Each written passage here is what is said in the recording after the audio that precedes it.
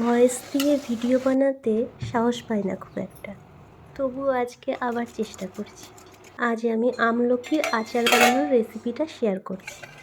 প্রথমে আমলকি ভালো করে ধুয়ে নিয়ে তাকে নুন মাখিয়ে স্টিম করতে দিলাম। এবার সেদ্ধ হয়ে গেল, ভালো করে নরম হয়ে গেল দেখে সেগুলোকে আটি ছাড়িয়ে একটা প্লেটে রেখে দিলাম।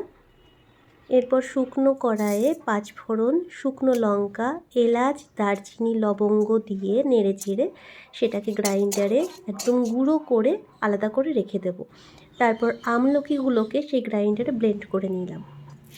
এরপর কড়াই ঘি দিয়ে তাতে আমলকি বাটাটা দিয়ে দিলাম। আচারটা টক ঝাল মিষ্টি হবে, তাই অনেকটা পরিমাণ আখের গুড় ঢেলে তাকে ভালো করে মেল্ট হওয়ার জন্য রেখে দিলাম। অনেকক্ষণ নাড়াচাড়া করে যখন দেখব যে কালার চেঞ্জ হয়ে গেছে, তাতে লবণ, বিট লবণ, গোলমরিচ গুঁড়ো, আদা গুঁড়ো, কিছুটা হলুদ দিয়ে ভালো করে মিশিয়ে নেব।